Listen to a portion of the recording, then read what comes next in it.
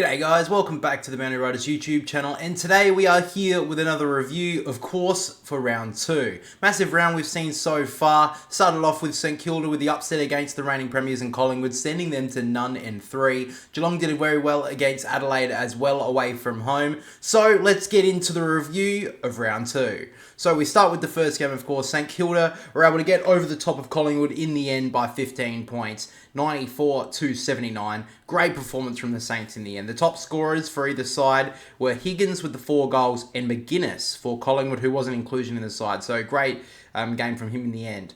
Just with the injuries, a couple went to St Kilda, which is really disappointing. Mason Wood collided with a teammate in the opening quarter and was subbed out of the game and was stretched off, which was really disappointing. And it's also been reported that Mason Wood has broken a collarbone and will have to actually have surgery. So he's probably going to miss a couple of weeks, which is really disappointing because Mason Wood is really important to their side. Another one, which is maybe even not so much worse, but Liam Henry probably had a career best game on the weekend. He did come off late in the game and will now miss up to 6 weeks with a hamstring strain. So that's really unlucky there for 2 St Kilda players who really give them some extra run, and both of them are pretty good users of the ball. So really disappointing for the Saints. But let's get to the game itself because that's where St Kilda won it really. Swing of momentum for both sides.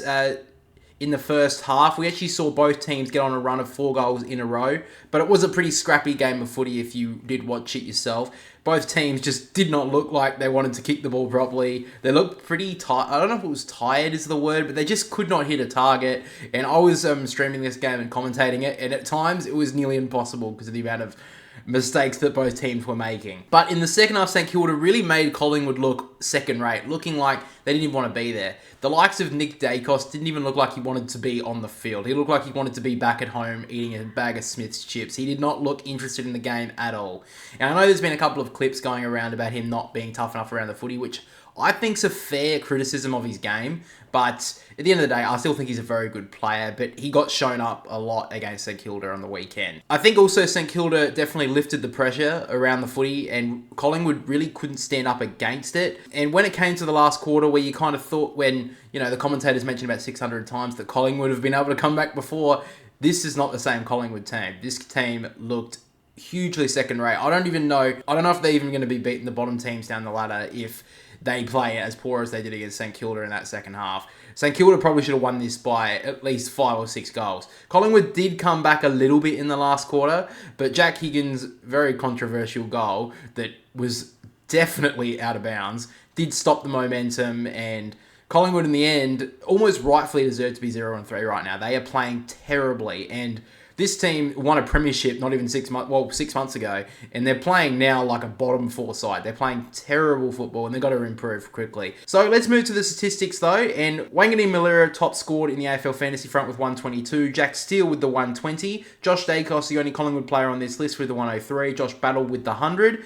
Ryan Burns with the 99, and then Owens with the 94. Now let's get to the votes. The Boundary Riders medal, of course, we will be giving votes 3, 2, 1 for every single game of the season. And at the end of the year, we will be doing a live stream where we go through the count, basically like the Brownlow. They do the live medal count. We did the same last year. We're going to be doing the same this year. And we're going to be adding a bunch of new stuff to it as well. So it's going to be really fun, and you guys can join along. It'll probably be in the week between the finals and the regular season finishing. So anyway, let's get to the votes. The 3 votes I gave to Wanganeen Malira, 2 votes to Jack Steele, and the 1 vote to Jack Higgins. I just want to quickly mention Wanganeen Malira had a massive game.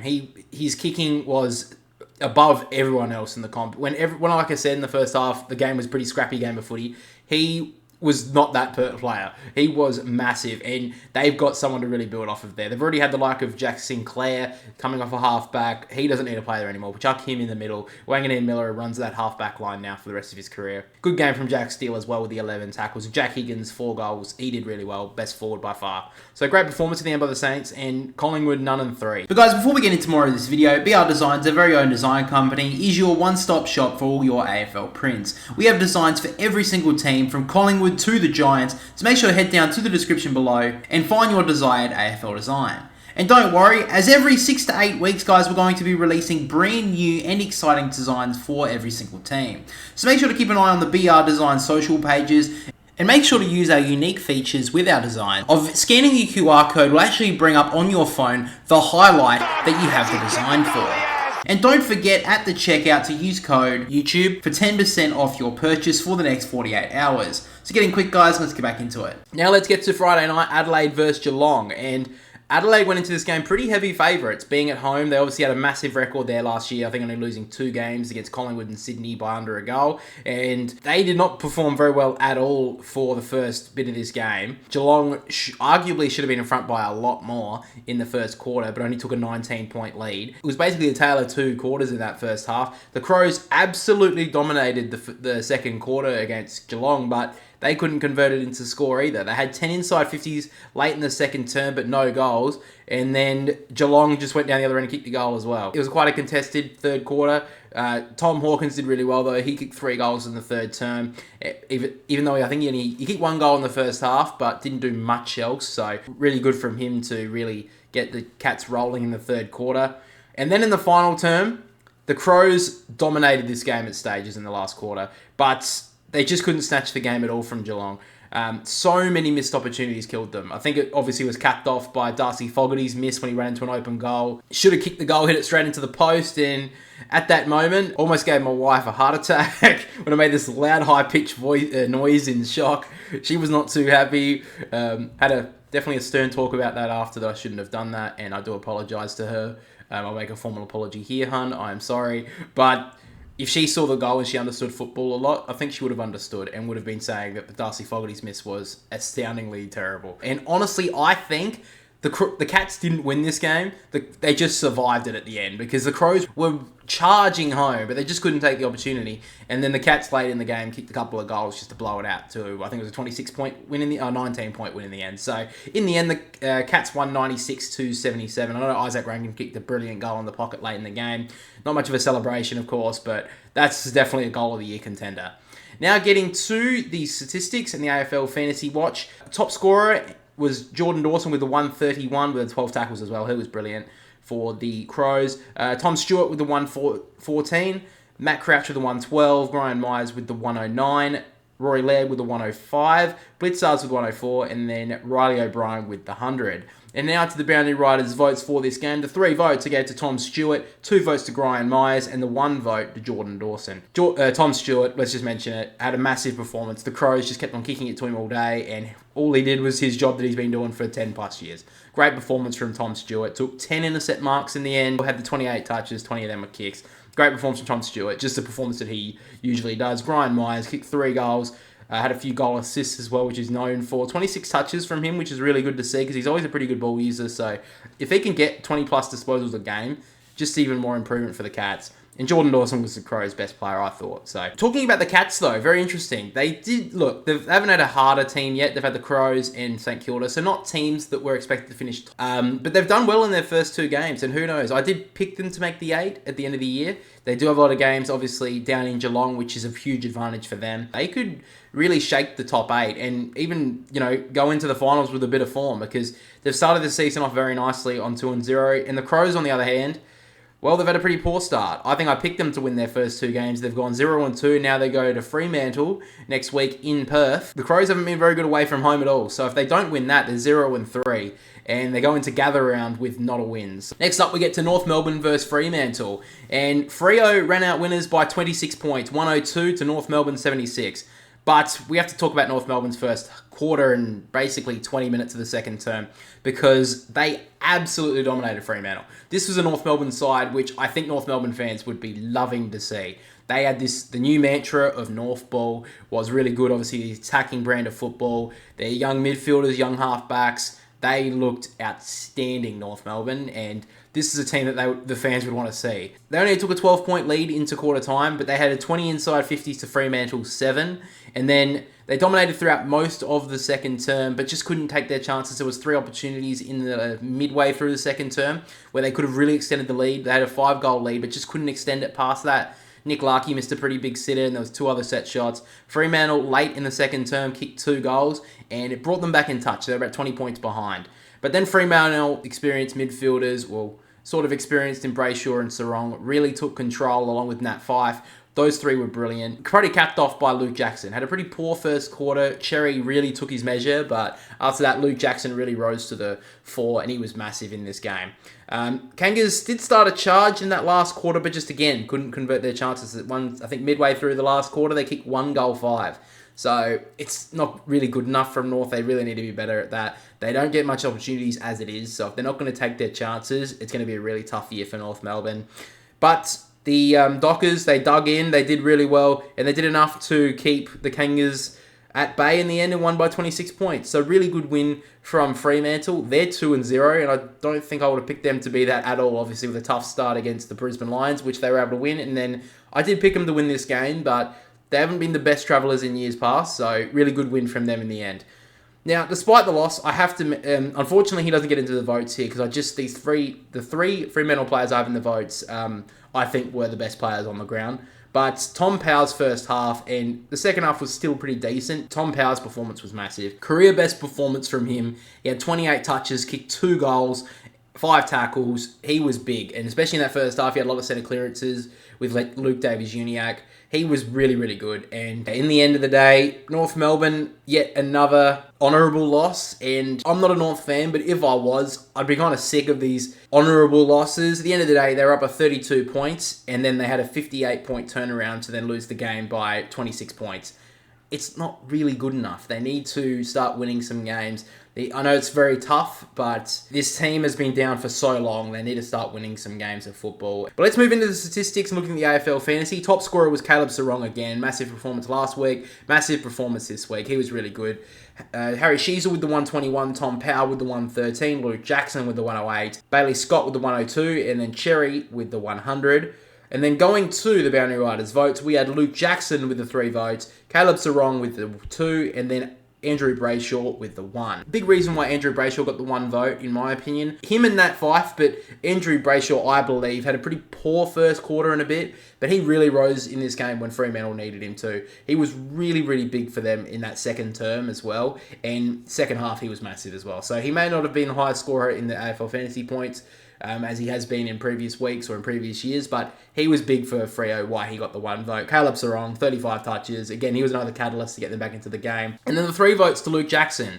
He has been big the first couple of weeks. He's been in the votes twice now, and massive performance from him in the end. He had 24 touches, 21 hitouts, 5 tackles, 2 goals, a lot of centre clearances, was massive in the ruck. He beat Cherry in the end, and well done to him. Great performance from Luke Jackson. It's going to be interesting, because in a couple of weeks, Sean Darcy should be returning, so I will be interested to see how they line up, but great performance from Luke Jackson in the end, and a great start to the season for him as well. Alright guys, let's get to the next game now, and we have Hawthorn versus Melbourne, and Melbourne flexed their muscles in this game, dominated from the first quarter, and basically kept Hawthorn at bay for the remainder of the game. They went on to win 93-38, so a 55-point win. Bailey Fritsch top scored with the 5 goals. Now let's talk about the injuries, because this did sour the win for the Demons. Stephen May and Jake Lever both came off with injuries, and May was subbed out. Lever was out of the game after his injury. Stephen May got landed on by Mabior Chol, and of course Melbourne took the biggest precaution to take him to hospital, so hopefully everything's all good there with Stephen May, but that's definitely going to be a couple of weeks, so that's really disappointing for Melbourne because they've got a couple of tough games coming up. And then with Jake Lever, he did come off early in the third quarter with a knee injury, came off for about 10 minutes, then returned to the bench, sat on the bench, but kind of looked like maybe he'd come back on. They did strap his knee, but eventually they took the precaution of leaving him off the rest of the game. So we'll be interested to see if he does play next week. But let's get to the game itself. Demons, like I said, dominated the first quarter. They scored 5 goals, kept Hawthorn goalless. They looked pretty good starting off this game, Melbourne. They looked really good to start off. Hawthorn did kind of fight back in the second term, but just couldn't convert on the scoreboard and only managed to outscore the Demons by 6 points going into halftime. And again, in the third quarter, the Hawks threatened at times to get back into the game, but every single time they tried to, the class of Melbourne just really stood up, just kind of put Hawthorn back in their place, and Melbourne took a 37-point lead going into three-quarter time. And then the Demons in the last quarter, like I said, they just flexed their muscles on Hawthorn, ran out winners by 55 points. And look, Melbourne just had to do what they had to do here. Against a really big contender like Sydney, they lost. In the last 2 weeks, they've beaten teams which they should be beating, and they have. So, 2-1 right now, Melbourne, that's where they should be sitting. And, yeah, when they go up against the better sides, they've got to perform well. Let's get to the statistics now. And looking at the AFL Fantasy front, James Sicily top scorer with a 116, Christian Petrarca with a 109, Max Gawn with a 107, Christian Salem with a 105, Neil Bullen with the 98, and then Weddle with the 97. And now, of course, to the Boundary Riders votes. The 3 votes in this game went to Christian Petrarca, 2 votes to Max Gawn, and the 1 vote went to Bailey Fritsch. After that, we get to the Sydney v Essendon game, and oh boy, we'll be talking a little bit more about this game on the podcast this week, but let's just say it was a very fiery start. Looking at the scores itself, the Swans went on to win by 30 points, 131 to Essendon 101, so a really high-scoring matchup. I think John Longmire mentioned after the game as well, they don't want to be conceding that many goals in a game, but Sydney outscored them by another 5 goals, so great win from Sydney in the end. Top scorer was Tom Papley. He had a really good game in the end, and a game that I think that wasn't really talked about enough. I thought he played brilliantly, Tom Papley. The only injury to come out of this game was, of course, the Harry Cunningham incident. I'm sure everyone's seen it by now. Like I said, I'll go into it more in the podcast this week, but he did come off with a concussion and missed the rest of the game for Sydney and miss next week, and maybe even more. Early prognosis on this, I think it's going to be 4 weeks. It doesn't matter if he was bracing for impact or not. The fact is, he took a player out and he was knocked on the ground concussed. He had memory loss after the game as well that it came out. He basically didn't remember what happened. It doesn't matter in this day and age. If you go up for the ball and you don't protect the player, I know it sounds stupid. It may sound stupid to some of you, but you got to protect the player. We've seen so many incidents now in years going after their career where they have serious problems with their, head knocks and stuff. So AFL has to take this very seriously, and Peter Wright's going to have at least 3 or 4 weeks on the sidelines. Let's get into the game itself. Like I said, the Bombers started off hot. They kicked 2 quick goals. Then the Wright incident happened. And Sydney did really well to, use that as a momentum to then push themselves through. Essendon were using the mantra of the Essendon edge, and I thought it was I don't want to say it was useless, but it's pretty much a nothing thing to do if you're not going to back it up in the ground in the game. And when Sydney started to play better in the third quarter, Essendon didn't do anything. So you can do all that sort of stuff all you want, but if you're not going to back it up by playing some tough footy around the ball, then you're going to get beaten. And I think we saw this a couple of years ago with Port Adelaide v Brisbane. They targeted Lachie Neale for a quarter and a half, and then when Brisbane realised, they're going to eventually tire and stop, which they did. I think there was also another thing about the Travis Cloke incident. If you don't know, Travis Cloke ran onto the ground as the runner and tried to break up a lot of the Essendon players from pushing and shoving and shit. And I think the big reason why he did that is because Brad Scott probably told him, hey, get the players to actually think about the game itself and stop actually pushing people around and focusing on fighting. Because I think that's what took them away from the game in the end. Because I think Essendon had a pretty good first half, but they just continued to focus more on this Essendon edge rather than the football on the ground, and it cost them in the end. So I'm sure that's going to be talked about throughout the week and for quite a while now. And yeah, let's get back to the game. Sydney actually fought back after the first 20 minutes and took the lead into quarter time. And then in the second quarter, both teams were doing really well. They converted their chances. I think there was like 4 or 5 lead changes going into halftime. It was a really close contest. But then Sydney in the third quarter really took control. They kicked 5 goals to 2 from the Bombers in the third quarter. And then in the last quarter, the Bombers threatened to break back into this game. They kicked 3 goals in a row, and it gave me a couple of nervy moments being a Swans fan. But then Errol Goulden turned up, did really well, kicked a nice finish.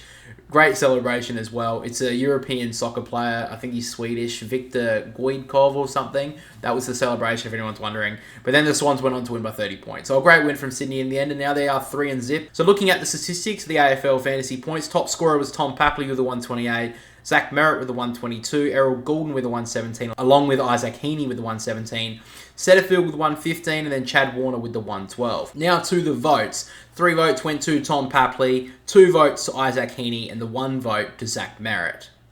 After that, we get to the Bulldogs v Gold Coast game, and the Bulldogs did what they have to do here. Down in Ballarat, they should be winning this game, and they did. They won in the end by 48 points, 115 to 67. And Cody Waitman, after a blistering start to this game with a 4-goal first quarter, he ended up with 6 and top scored for the Bulldogs.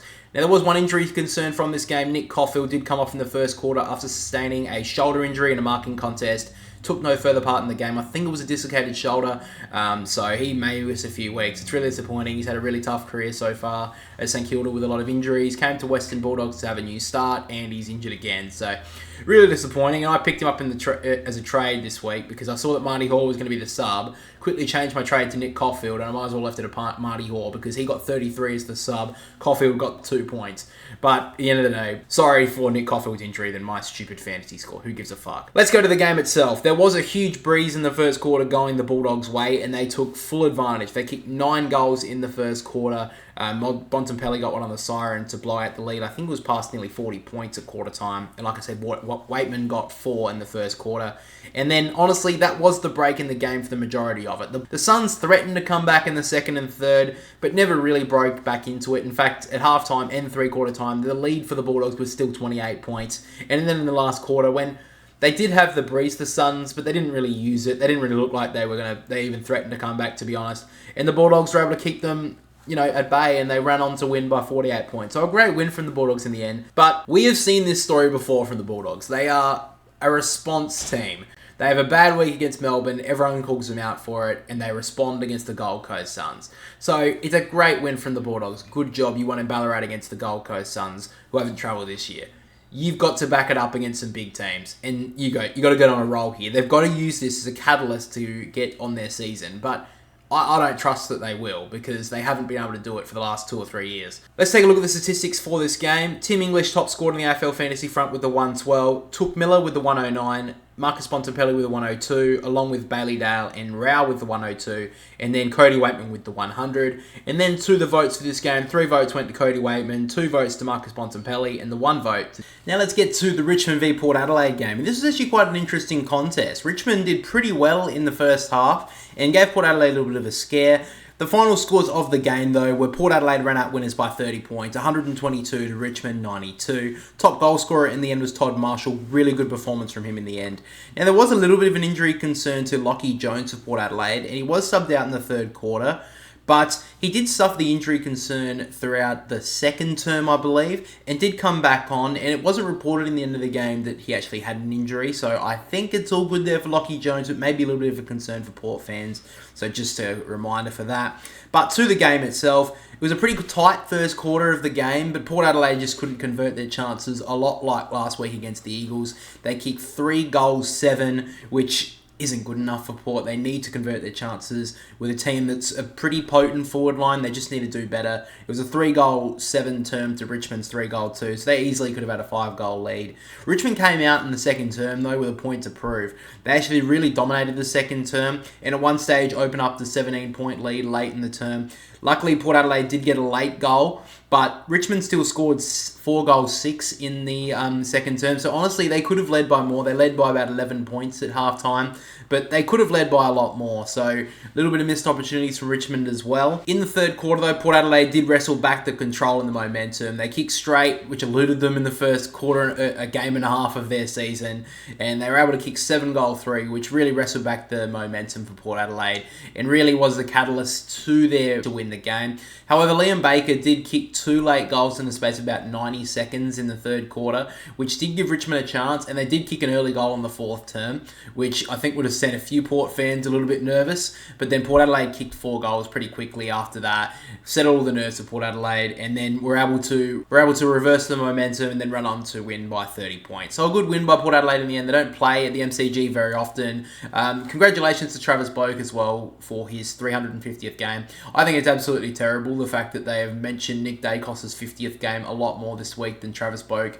being the, I think, 26th player to hit 350 games, which is a massive achievement for an AFL footballer. Like, yes, Nick Dacos is a very good player, but let's give it a rest and give the applaudance to a player who's played 350 games. He was one of the few players at Port Adelaide who stayed when they needed him most and became captain, and probably turned the history of their club. They could have been extinct at this point if it wasn't for him. So congratulations to Travis Boak. Had a pretty good game as well. But it was basically the Connor Rozee, Zach Butters show most of the afternoon in the midfield for Port. They are one of the deadliest combinations in the midfield I've seen for quite a while. Both of them are clean with the footy. They're both quite different as well. Rosie's a lot more elusive, while Butters is a lot more in and under. So I think both of them are really complementing each other, and they both played really well in this game. Moving into the statistics, we have the AFL Fantasy look. Zach Butters, top scorer with the 117. Connor Rosie with the 116. Willem Drew with the 109. Kane Farrell with the 108. Liam Baker with the 105. Todd Marshall with the 100. And then Tim Taranto with the 96. And now we get to the vote to the Boundary Riders medal in this game. 3 votes went to Zach Butters, 2 votes to Todd Marshall, and the 1 vote, this is a really tough one, but I did pick Liam Baker. It was a toss-up between him and Connor Rosie. The only reason why I gave it to Liam Baker is I thought he was by far Richmond's best player, and I think he was one of the real reasons why they were still in the game at three-quarter time. Obviously, he did kick those 2 late goals. He also had 23 touches as well, kicked 3 goals for Richmond in the end, and he is a really important player for them. One of the most important players for Richmond this year. And guys, let's get to the final game of the round where West Coast went down against the Giants. Giants won pretty convincingly in the end. They won by 65 points. Giants 108, West Coast 43. Look, if we're going to be honest, the game kind of went how most people expected. The Giants were in second gear for the majority of the game. I don't even think they even tried half of what they could achieve from the first couple of rounds, especially when they played it. Well, not even the first couple of rounds, against Collingwood when they played at their best. The last 2 weeks, they've been in second gear, and I think that's what the top teams have to do. You know, they just have to find a way to win against these bottom sides, and, you know, they don't have to bring in their best performance, but bring in some sort of performance that will be good enough is what they've been able to do. So, you know, that's what the Giants did, and they did it pretty well in the end. Looking at the goal scorers, Aaron Cadman high scored in this game with 3 goals. Really good performance from him in the end, and he's becoming something really exciting. I know my brother's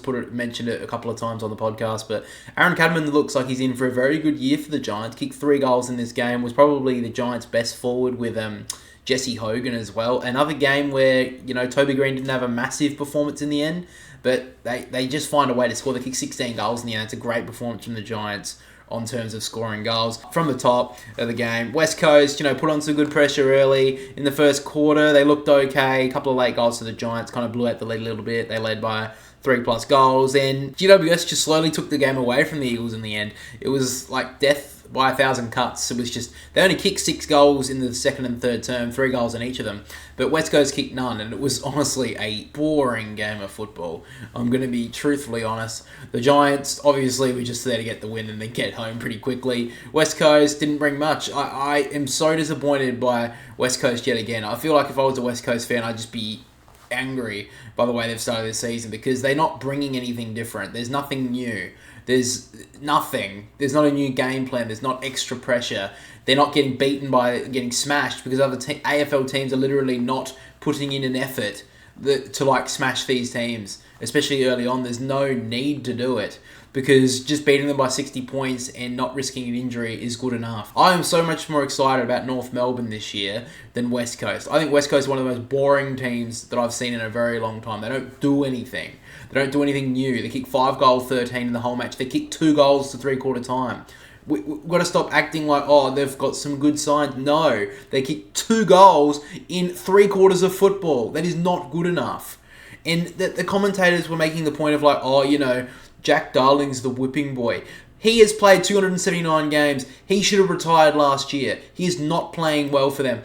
They kicked 2 goals. They have got experienced players up there. They've got the likes of Jamie Cripps, Jack Darling, Jake Waterman. You know, they've got 50+ games. Jake Waterman, I think, has played at least 50+ games. He needs to be playing a lot better. Jamie Cripps and Jack Darling, they've got 200+ games experience, and they look like they have got 3 games experience. They don't look like they want to be there. So either delist them, get rid of them, or fucking do something different, because this is woeful football. And I feel like that's... Oh, God, it's absolutely so frustrating to watch them play at the moment.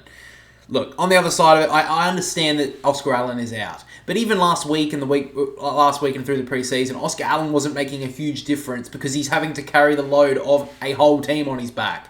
Back to the game itself. They did okay in the final term. They kicked a couple of late goals, but like I said, Giants just took the foot off the gas. Even the little bit that they had to begin with.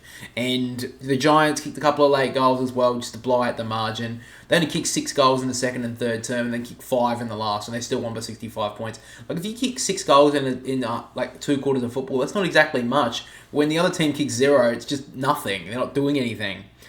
But let's move to the statistics. there's not really much to review on this game. There was nothing to come out of it, I'm going to be honest with you. Looking at the AFL Fantasy front, Tom Green top scored with the 120, Kieran Briggs with the 111, Liam Duggan with the 105, Jeremy McGovern with the 103, Lockie Whitfield with the 102, and Josh Kelly with the 101. I will say on the West Coast front, Jeremy McGovern was quite good, and that is a really good sign that he is back. And Liam Duggan was pretty good as well as the vice-captain. He's been a pretty good performer for them. And Elliot Yeo, I think it was actually a pretty good performance from him too. But that was probably about it, I'm going to be honest with you.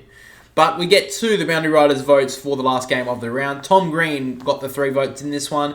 2 votes to Kieran Briggs, and the 1 vote went to Lockie Whitfield. But guys, that is all we have for the review of round 2. So if you did enjoy this video, make sure to leave it a like, and as we do put it on Spotify as well, if you did listen to this on there, make sure to leave us 5 stars, and also make sure to follow, as you will be notified on the episodes for the review and for our podcast, which comes out every single week on Wednesday on YouTube and Spotify. Yeah, thanks for watching, guys. Thanks for listening, and we'll catch us all next time.